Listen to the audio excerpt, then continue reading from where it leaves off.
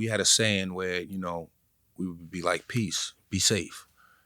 But then we heard Nipsey say, stay dangerous.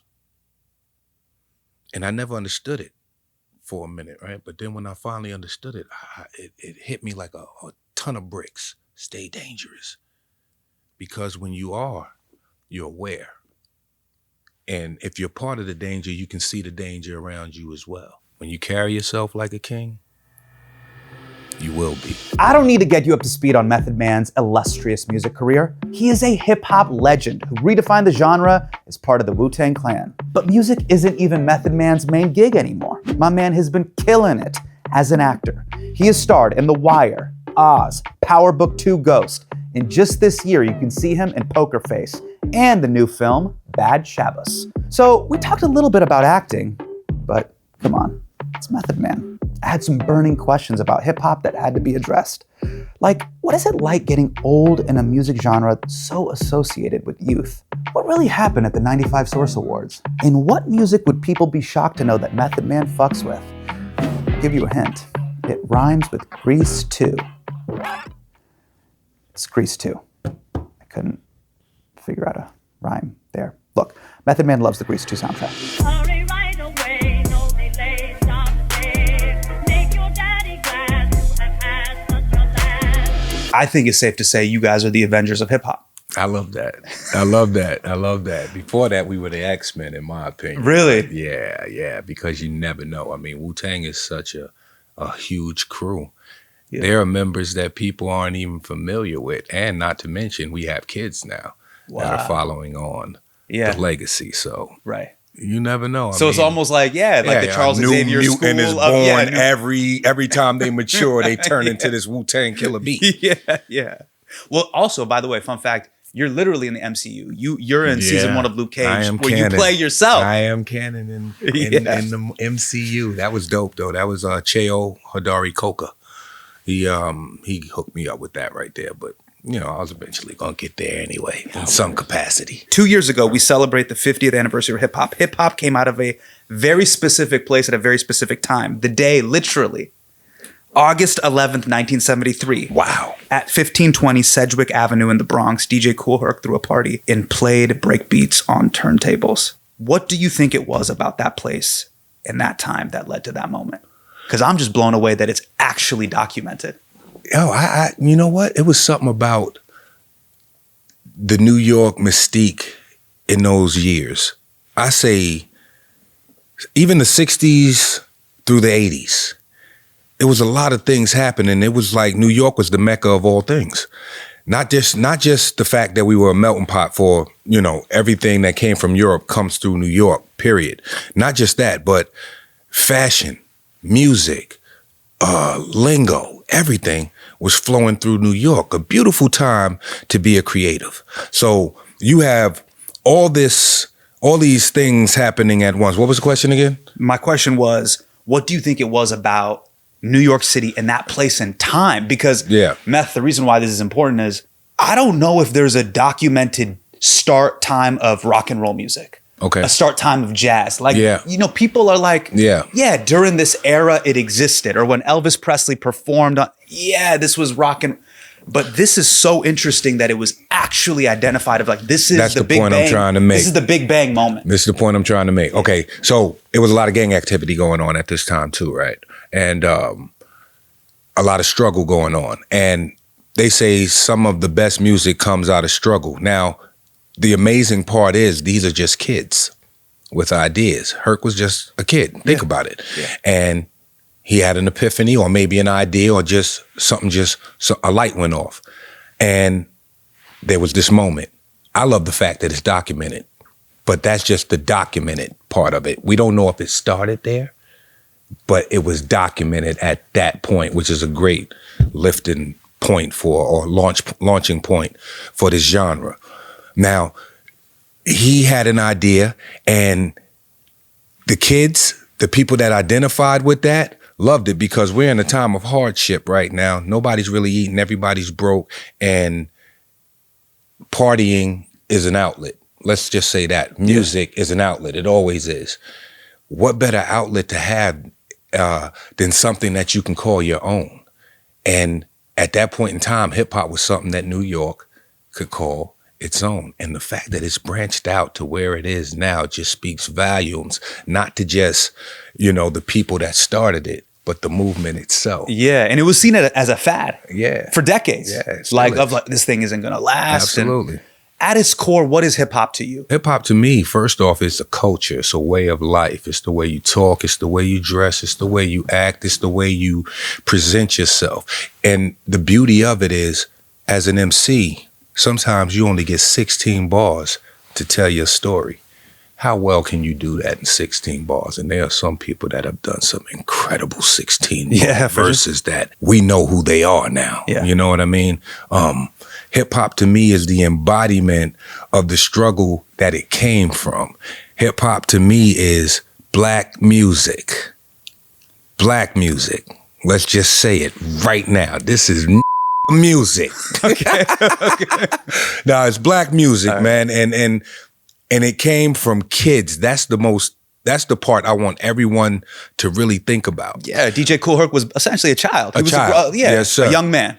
Absolutely. And even us as OGs now in the game, I still listen to some of the young cats. This is the correlation that I'm trying to make right now, where it's like there's a divide between the young and the old in the hip hop game. I wish there was a category for older hip hop, because as we get older, we get wiser and we get better. Yeah. But that we don't have an audience with us, or our audience has moved on and they're grandfathers and grandmothers now, things of that nature. But these kids have the ears. Now, if there a way to plug in with them, or at least listen to them, right, then we could bridge a lot of those gaps. Yeah. This is why I listen to a lot of the younger cats. Were you at Nas's 50th birthday? No. Okay. I want to give a quick shout out to Nas, but my man Chris Rock. Chris Rock gave this speech at Nas's 50th birthday. Chris is good at that. About what hip hop music is to him, and I'd love your opinion on that. Okay. Let's take a look. Hip hop music, rap music.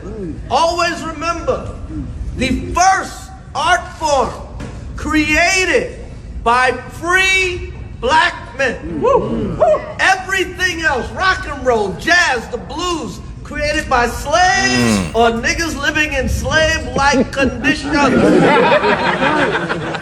Hip hop is created by free black men. Amen. And no one lives their freedom like the black men and women in this room right now. Okay? Killed that. Killed that. Is that what it means to you? Absolutely. You can't dispute the truth, man. And it's funny because there are a lot of people that claim to be the inventors of rock and roll. And then you have people that say that rock and roll was born from jazz. And then you say jazz, people that say jazz was born from blues. And it just goes on and on and on. But what is the foundation of it? And no one can tell you. This is why it's wonderful that we can document where hip hop started at, and where it's going. Chris, he murdered that right there. Free black men. That's amazing. And he's right. We were talking about this before, which was, I had a lot of friends growing up that were into punk music. Mm-hmm. And punk music was very much about in your face, irreverent, raw expression, but also a little anarchistic. Yeah. Like, fuck the system. Fuck the establishment. Fuck the establishment. Absolutely. I felt like, and I don't know if you feel this way, do you feel like Wu-Tang was very much like punk music in that way? It was a very DIY experiment. I think that punk music was at a point where it was like such an underground genre that was getting so huge that it affected hip hop in the way that we got a Public Enemy. Yeah. You know what I mean? People that used the music to talk against the establishment. I remember a time where there was a group of MCs that came together. They were different groups, but they all came together for one message: Black love, red, black, and green. We were all wearing beads and things, native tongues, just to keep it a buck. Right. De La Soul, Jungle Brothers, Moni Love, Queen Latifah, a bunch of them. Q-Tip, Tribe Called Quest, all of them. Right. Beautiful movement right there. But then something flipped. You know what I mean? But again, you had a Public Enemy. You had even Chubb Rock. You had a plethora of dudes like Lakim Shabazz, Poor Righteous Teachers, that were teaching the truth through music. And again, punk rock, with them going against the establishment, it just had a nice beat to it. And kids could just wig the fuck out and do what the fuck they wanted to do. But they had that same feeling, that same fucking rage that made them want to lash out at the people that were causing them said rage, or the people that they felt were the culprits of their misery. You know what I mean? And this is the only way we can lash out, so be it. And it's a great fucking release, man. I love that correlation. So you're 54, and one of the things I love about what you're saying is you want to tap in. You're like, I still listen to what the young musicians are doing. Yeah. We were chatting before you got here where I was like, man, hip hop is old enough to now have to go get a colonoscopy. Like, honestly, like, it's got to take blood pressure medication. It's got to stretch out, got to do stuff for the lumbar support, right? Yeah, it's real. But it's just like seeing old punk heads. Like, there is something weird about seeing a dude in his, maybe 50s or 60s with a mohawk. It'd be a weird thing. It's crazy. A lot of their skin look like leather, though. I ain't gonna lie. Yeah. Facts. But what do you do with that? So there is this youth, anti-system movement that you feel in your 20s. Mm-hmm. But now that you're in your 50s, you have wisdom on your side as well. What would you say to that rage that you felt as a young man in your 20s, now that you have that wisdom? This is where I feel like that bridge could happen. Shit. You know what? I say embrace that shit. I remember we used to, we had a saying where, we would be like, peace, be safe. But then we heard Nipsey say, stay dangerous. And I never understood it for a minute, right? But then when I finally understood it, it hit me like a ton of bricks. Stay dangerous. Because when you're aware. And if you're part of the danger, you can see the danger around you as well, right? So when we taken out of our element, I'm losing it here, but when we're taken out of our element and we have to assimilate into this society, we have to stay dangerous. Because if we're not, we're going to get caught unaware, and then we're just a pawn being used. When you carry yourself like a king, you will be. It's interesting, man. There's a lot of conversation about where America's at, and I have a lot of people that have given up on the idea of America. And one of the things I've always wanted to tell those people, especially in, I would call it progressive politics, of like, where are we going? If you should ask anybody, you should ask Black America. Yeah. Because they're the only ones to tell you as true Americans what America is and where the fuck we are going. I'm asking you, for you personally, Method Man, when you look at what is the point and where are we going? I don't know. You know what is scary? I'm kind of asking you like your Master Shifu and Kung Fu Panda, but for real. I don't do politics or anything like that, but I can say this. I had a sense of calm the 4 years prior to this establishment coming in. It was a sense of calm. I felt, I didn't feel overwhelmed like I do now. And the 4 years before the last 4 years, I felt a bit overwhelmed. The world is changing. And the thing that scares me the most is you're just one person. How do you fix it? You can't.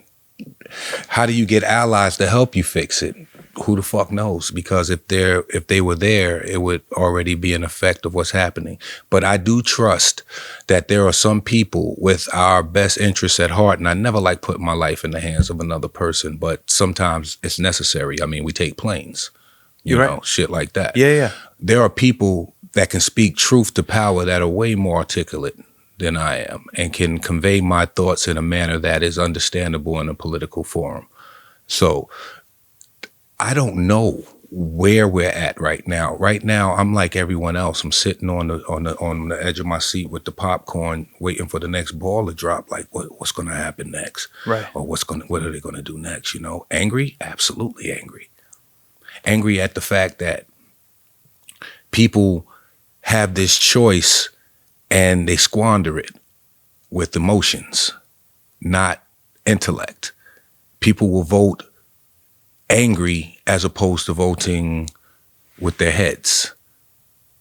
and I'm not. This is just a matter of opinion, by the way. Yeah, because, sure. You never know and shit. But I feel like we're doing ourselves an injustice every time we don't speak truth to power. People will definitely take advantage of you. It's like working in a work environment and you're doing your job exceptionally well, thinking, well, I'm going to advance in the company. But what actually happens is you get all the work piled on you because they feel like you can handle it, and you get no promotion or any credit for it. You're just a worker that works extra hard. Right. That's pretty much it.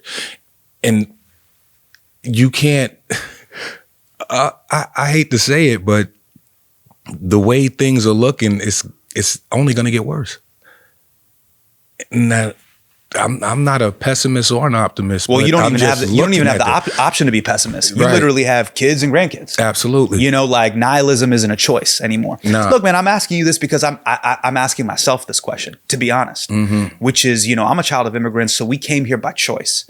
But I'm really trying to figure out, what am I building towards and what is my personal responsibility? Well, self-preservation first and foremost. Yeah. And I know it's not selfish, because if you can't take care of yourself, there's no way you can take care of the people around you.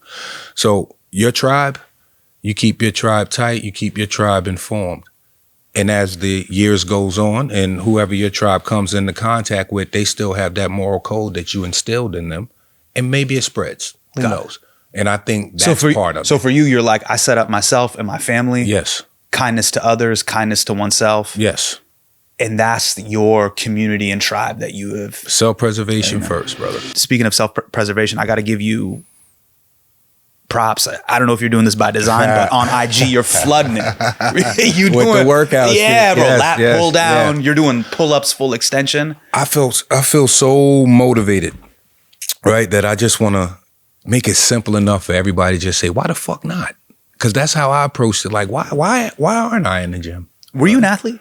No. Well, Like when I was younger. Like as a young man. I played lacrosse and I played football. I did.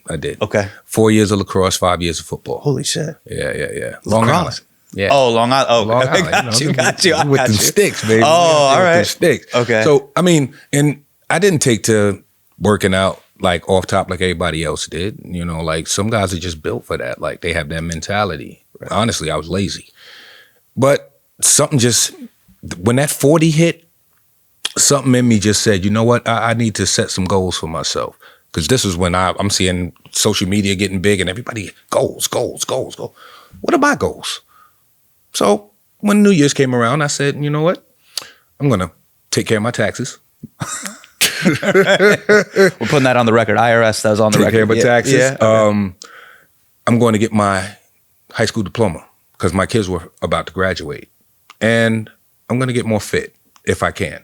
And the fitness thing was off and on, but everything else fell into place. Got my diploma, got the whole tax thing settled, everything. Then I'm going through this insomnia stuff, and I'm thinking to myself, I have a membership at the gym. Maybe I should just go to the gym, work some of this shit off. Maybe I'll get some rest. One day turned into 2 days turned into 3, and I'm talking 4 a.m. in the morning, brother. Every day. And I had no routine. I didn't have anything. But I had the mentality of there's 24 hours in a day. If I can sit down and watch Game of Thrones for an hour and make sure that I'm there to watch Game of Thrones, no commercials, by the way, Game of Thrones for an hour, I can go in the gym and do something for myself for an hour, whether it be lift the barbell, whatever. And 3 days turned into 5. And then this routine started happening. And I fell in love with it because it made me feel like I wasn't a loser. It made me feel like I had some discipline. I could pat myself on the back for accomplishing something. And I did something with my day that day, as opposed to being on Call of Duty or playing Madden or NBA 2K. Now I don't feel as bad when I play Madden or NBA 2K, Yeah. But yeah, I mean, I think I would love to promote a healthy lifestyle for anybody that came from my era or anybody that's in my age range and tell them that it's not as hard as they think it is. The hardest part is, or the hardest hump to get over is doing your workout before you actually get in the gym. This is going to suck. It's going to hurt. I'm going to throw up. I'm going to do this. Yeah. It's not always like that. How do you get over leg day? Leg day. You never get over leg day. If you find anybody that loves leg day, stay away from them. They're crazy. Pretty much. Man, I gotta. Yeah, man. Like you really get after it. Yeah. And by the way, you're not like a machine dude. I'm talking about hardcore free weight. Yeah, like, free weights. You're moving metal. I'm up to 500 on the deadlift. 335 is my max on a bench. Now, just to keep it a buck with everybody, heavyweight is all ego. I don't recommend it at all because you can hurt yourself, and over time your joints are going to give out on you, especially at my age. What I would recommend is lower your weight, go up in reps, and do the perfect reps. That's the cheat code. Your reps, your contraction, and your stretch. Yeah. The weight is just there for the resistance in between the 2 points you're trying to do. Have that mentality 24 hours in a day. Take an hour for yourself. Go in there, stretch, contract, get the fuck up out of there. You're doing 60. You're like 60. That's it. Yeah. Gotcha. How do you feel about all those people with they're on the phone and the whole? I don't care. When I'm in there and I'm focused, I have a different kind of gym etiquette. Okay. Which is consideration for everybody. You can't hold someone accountable for what they don't know, only what they do know. And some people aren't aware of this shit. Gotcha. A lot of us live in our own little bubbles, especially when it comes to them phones. People have gotten hit by cars because they're in their phone and not paying attention. I pretty much just wait my turn, or I find something else to do in the meantime. And you do it first thing in the morning? Well, not anymore. Okay. I'm elite now, so I can go at any time. Oh, great. So, yeah. No, I was going to say, man, I mean, for me, this is going to sound weird, but I'm starting to see my mother get older. And I'm realizing... You don't think about those things. Yeah, my own health or even her health. Yeah. There's certain things, she got her second knee replaced. I was like, man, every decision I make now to preserve my own health is one less thing someone who loves me. Mm-hmm. It's one less thing they have to worry about. Right. Like I've taken myself off the burden table. Yeah. Like you don't got to worry about me getting up the stairs, or you don't got to worry about me needing to. There are some parents that hold on because they're worried about their children, if they're going to be okay. Right. So that's noble as hell right there. Yeah. But the thing about it is we don't notice when they're getting older. We still view them, even when they physically look older. Yeah. We still is your mom still view here? them. Yeah, she's still my mom and my dad. But we still view them as this heroic figure that we came to when we scraped our knee, or when we were hungry, or when we had a problem. And they're still that in every capacity, just not as physically or mentally always there for some people. Did you have a moment, by the way, if you don't mind me asking, you don't have to answer, by the way, good. but your grandchild meeting their great grandmother? Yeah. Yes. Yeah. Yeah. My Jordy, he met his grandma. Yes. She comes over frequently enough. Yeah. Have you contextualized what that is? That's 4 generation, Yeah. That's a wild thing, man. You know what? It's crazy because my dad, he only had one brother, 5 sisters. Yeah. And as far as our family name, him and his brother was the only ones that can carry it on. And his brother had all girls. My dad had one son. And now I'm carrying it on. I got a grandbaby now and another one on the way, coming really soon. So congratulations. Yeah. Is it a surreal feeling though? Well, I mean, you take it all into perspective. It's like, yeah, this is the way it's supposed to be. This is evolution here, and I'm good with that. That's beautiful. I took my daughter to meet her great grandfather in India. Yeah, man, it was a very surreal thing. Wow, yeah, yeah. And it's just a beautiful. The interaction was great. I can only imagine what he felt, because I like to live vicariously through other people and shit like that. I can only imagine what that felt like for him. It really did feel like this. I feel like he was able to feel an incredible lightness.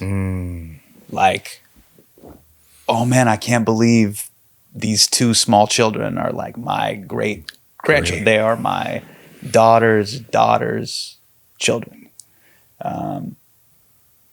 So there, you talk about a superhero character, there was 0% anger. If I had to look at the stat line, there is no anger. There is no discipline at 0. Like, I'm not here to discipline you. I'm not here to get mad at you. I'm just literally here to give you hugs and love. And it was just a beautiful moment. But it's also hey, take this in. And I hope my children were taking that moment in of this person was born in the early 1900s. Right. Take that in. They've seen a lot. Yeah, trains turn into cars and planes, Yeah. TVs, radio turn into TV. Yeah, it's a lot. It's a lot. Wow.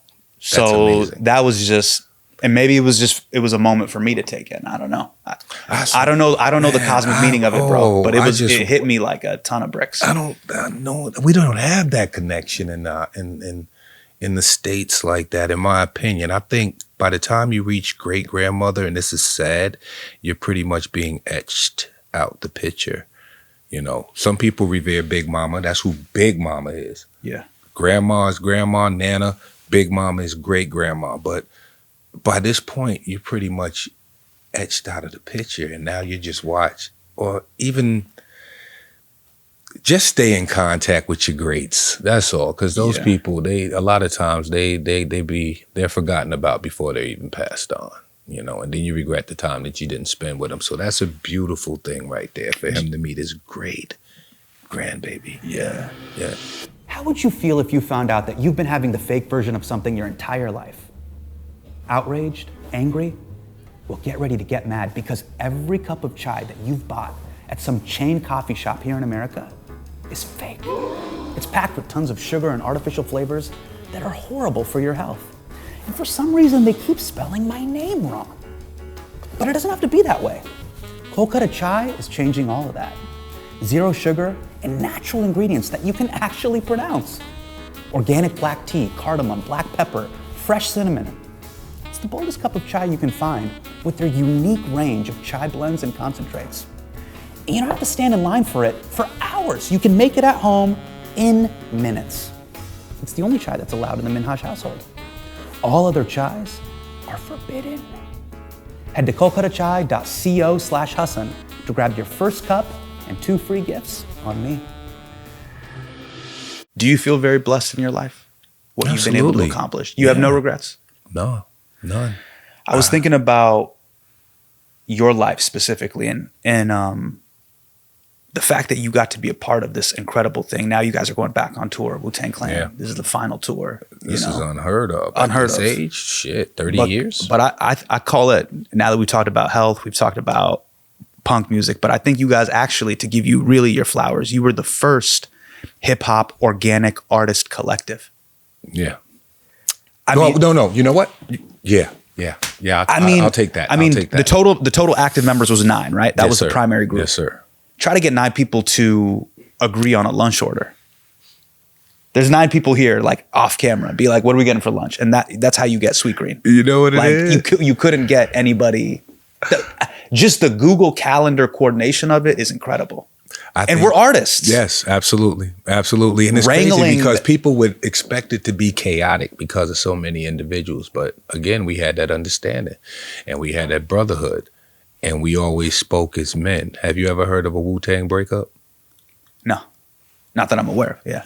There you go. Because it's never happened. And I don't think it's ever going to.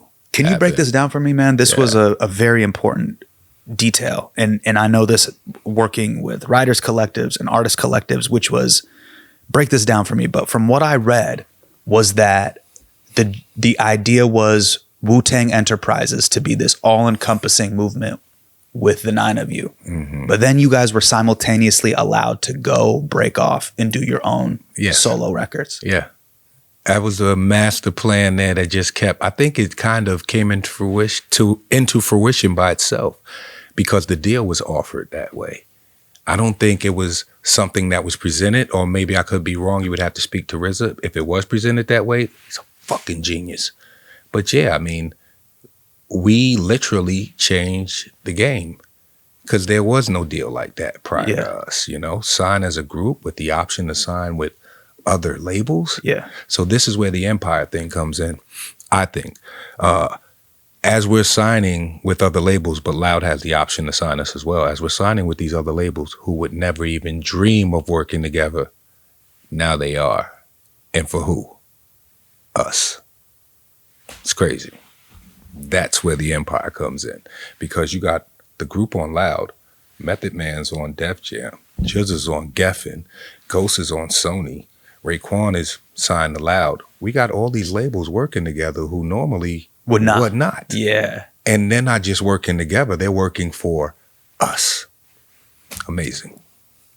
Changed the game. Was it was by design or it wasn't by design? I don't think that part of it was by design, but it was definitely genius. Because to me, I was like, I don't know if, and I gotta ask RZA this, if this was 4D chess, Wu-Tang Shell Corporation. You guys were the original, like, all right, we're gonna create the parent entity and then all these like sub entities underneath, which was just like. Because I remember having meetings prior to us even being signed at Loud where we sat down with Russell Simmons, but he wanted 3 individuals, I think, out of the group. I'm not going to give the names of who, but 3 individuals out of the group. And RZA said, no, it's either all of us or none of us. So, yeah. And then once we got our deal, Old Dirty signed first with Elektra. And I think my deal was next. Dirty wanted that deal, though. He was like, get the contract back to Elektra. Fuck that. Wow. Man, the 90s were a crazy time. Yeah, it was. They really were a crazy time for record labels and all these deals. Well, it was a crazy. The 90s were a crazy time for a lot of things because we had a big comic book boom at the time as well. Yeah. I mean, all these variant covers. I mean, Marvel was caking up by they were printing money, so many different ways of, you know what I mean? And then it all came crashing down. Right. Right. Hip hop didn't get that at first. Once the streaming and stuff, Napster and all of that stuff started to come into play, the labels didn't know how to adjust. Like, what is this? Oh, to go away. Don't worry about it. No, it didn't. No, it didn't. Let me ask you a question about, you've talked about this before, but I wanted to know more about it. I think you were on Drink Champs and you were talking about the 95 Source Awards. Yeah. Yeah. Yeah. I didn't like that shit. Any artist out there want to be an artist and want to stay a star, don't want to have to worry about the executive producer trying to be all in the video, all on the record, dancing. Come to Death Row. What was going on with that? It was just something different in the air. And I'm gonna keep it a buck. New York was very arrogant that night. Very, very arrogant. Because I remember Outkast being booed, you know, and I liked Outkast, and I was very disappointed at seeing that shit. The tension, the reason why the tension was there, it was, you know, the Bad Boy dudes is here, you know, the Death Row, and we didn't know that it was, nobody knew at this point in time like there was any friction between the two camps whatsoever and shit. Until the Tupac interview or whatever and shit. Not even a Tupac interview. It was like, I wasn't privy to it. But then I seen the bandana and the Tupac thing and the thing, and I'm like, oh, okay, that's what's going on. And then Suge goes on and he says that shit, and it was already tense. I told you it was already tense in there. New York was on one that night. For some reason, it was just, we were showing our whole entire ass, and I did not like the fact that we had all these different people from different places coming to New York, and we did not show them any kind of hospitality. Whereas us as a group, everywhere we went, we got love, whether it was down south, West Coast. So I didn't like that. I ain't like that at all and shit. But in our defense, dude went up there and pulled some bullshit. Seriously. And like... You're about Suge Knight. Yeah, sure. Yeah. He went up there and pulled some bullshit, and the way that tension was in there, it was bad. It could have gotten even worse. It could have got really, really bad in there, you know? And that's when the line was drawn in the sand, in my opinion, where it was like, what side you taking? And it should have never been any sides, because anybody that was in the streets knew that's them against them. Leave that shit alone. That shit ain't got nothing to do with them over there, and ain't got shit to do with us over here. Yeah, I never really understood it, because I was like, what does the West Coast? Yeah, but what does the Atlantic Ocean have to do with the Pacific Ocean? This is like Star Wars versus Star Trek. Like, we could have the debate, but it's this weird amorphous, you know what I mean? When Pac passed away, I was in LA. I was in a freaking van with UGK, Pimp C and fucking Bun B, smoking, from the South, listening to the radio, and it got announced on the radio when he passed. And we was all sitting there like, damn, it's fucked up. And we were out there when Big got killed. We were living there in LA, Wu-Tang. So for you as a musician, then what's your thought on beef? Like, for me as a comedian, I like when, and we're competitive people, but I like when the competition is contained.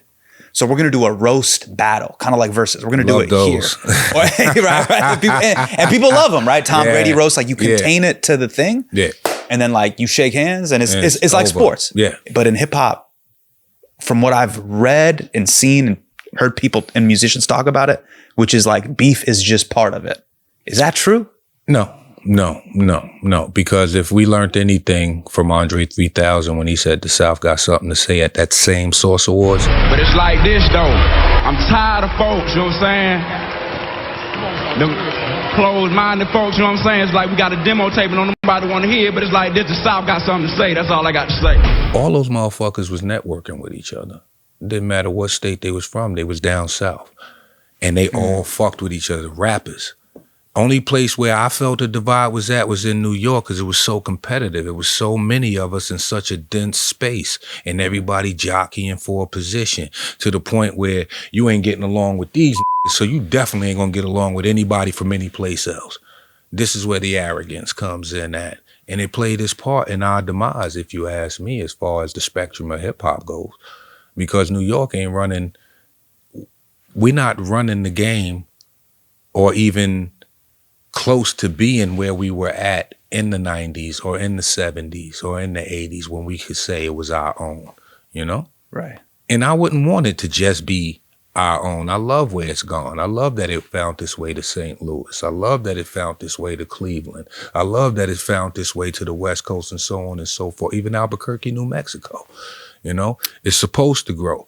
But as far as that beef shit, man, I'm from an era where when it was beef, that was a big word, and that meant somebody I was going to die or get hurt really fucking bad. Right. So we need to find a new word for it. Do you feel like kind of what we saw with the Super Bowl, like that's where it needs to go? Of like, hey, let's just keep it about records. No, that was fun. That was funny as hell, too. Okay, That shit was funny as hell. We in a viral era where social media distorts every fucking message and shit. What I got out of that was a lot of pride out of that performance. I got a lot of subliminals saying we still matter, things like that, you know, that was speaking to a certain community. What other people got out of it was they not like us. Oh, he dissing Drake. Okay. You know? Okay. And which is fun. I mean, again, it's fun, especially when it stays above water. Once you start dragging people down, then it gets a little messy. Right. Yeah. You're saying keep the art about the art, make it in the put articulate it all in the performance. Yeah, but a lot of times it's not even the artists that are getting into the confrontations, it's the entourages, you know? And this has been going on for a long time. I mean, you take it back to when Ice Cube had a problem with, he had a problem with a lot of people, or even snooping them with Luke. They even documented that in Straight Outta Compton, where Ice Cube got into it with, I forgot who it was, and they all started fighting and shit, you know what I mean? Right. Lynch mob against these dudes, whatever. But it's always been there. But again, we've always had people that can mediate and come in and play a mediator and bring the sides together and remind them we're not savages, we men.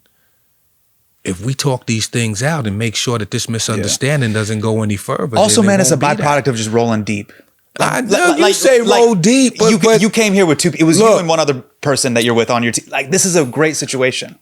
But if you had rolled here with 6, 8, 10, 12, it starts to get complicated. I get it. There's too many variables. I get it, but I say you can roll 100 people deep and not one of you got a gun. I bust one shot, you see 100 run by myself. That kind of thing, you know? It all stems from ego, machismo. I'm the best. You ever been to an Indian wedding? You've been to an Indian wedding? Nah. There's too many people. This is what I'm saying.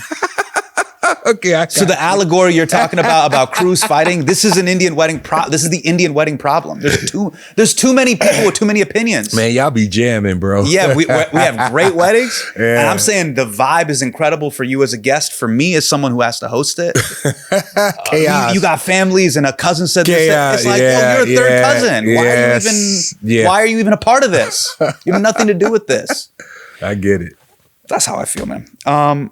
Listen, man, you have an incredible career. Not only I'm working on it. Yeah, I mean, your acting career truly is blossoming. Take me through the stuff that you're working on right now, whether it's Poker Face, your current film that you're promoting right now. Well, I mean, I just wrapped on a movie with Kelly Rowland called Relationship Goals. Kelly is dope. You know, I'm learning something about my peers from the 90s that were in the music game that they came to play, not just in the music game, Right. but creatively all around. So I just rapped on that movie. Great experience. I did a movie with Michael Jai White, which is like bucket list shit for me. For people that aren't familiar with Michael Jai White, as a comic book fan, he played Spawn. He's done lots of things. No, he's a legend. Very, very much so. Yeah, super accomplished actor. The poker face thing, Natasha Lyonne. I mean, Natasha is genuine. She's the real deal as well, man. Very, very intelligent woman, but quirky as fuck. Super quirky. Love that about her. And I mean, Did you know that you could act? Because you've always had, I feel like you have a thing that you can't teach, which is gravitas. I still don't think I can act. I'm still working on it. Bro, you've played an attorney. You played an attorney. I did. You've done everything. I did. You know what? I like to look at myself as a person that's willing to do the work to improve. Pretty much, yeah. Yeah. And I take all the compliments and everything. I'll take them with a grain of salt, but I love it because it makes me push harder. What is a musical artist or genre of music that people would be surprised to hear that Method Man is into? Ooh, shit. I love Frankie Valli, man. Oh, okay. I like Frankie Valli. Shit. I don't know. Cause you know, I'm a big System of a Down fan. I mean, but people would know because Shabo's family, that's our bro right there. Oh wow, okay. But yeah, I'm an 80s glam rock dude and shit. you Really? know? Yeah, because back in those days when we watched the videos, in order to see one hip hop video, you had to sit through 80 rock bands. Bon Jovi, Poison, White Snake, Rat. Yeah, we used to, you know, every now and then you get a bop from those guys and shit, you know, and then that turns into Metallica and Sword and, you know, Queens of the Stone Age and shit like that, you know what I mean? Yeah. Do you have a guilty pleasure that would be like, all right, man, I don't want to say this. Grease 2. Okay. The movie Grease 2 is a guilty pleasure of mine. I heard somebody laughing. Yeah. Young Michelle Pfeiffer. Come on now. Of course. Yeah. Max Caulfield, I think his name was. Max Caulfield. He played the cool rider. Yeah. Yeah. Adrian Zemed. My dude. Come on, man. All right. Yeah, that's a guilty pleasure of mine. Grease 2. Beautiful. All right, man. I'm going to finish with this. Wu-Tang Clan Final Chamber Tour. Is it for real? Is this really final? It's definitely final tour. But, you know, RZA is a legend at marketing. Yeah. So I would say this is the final tour. 5 years from now to be a reunion tour. Let's just say that. Great. Get your tickets right now. Ticketmaster.com to vote. Hey, man. This was such a beautiful conversation. Yeah, man. I appreciate you coming Hasan. out and having this Thank you, convo, man. Really, really appreciate it. So, ladies and gentlemen, Method Man. Appreciation.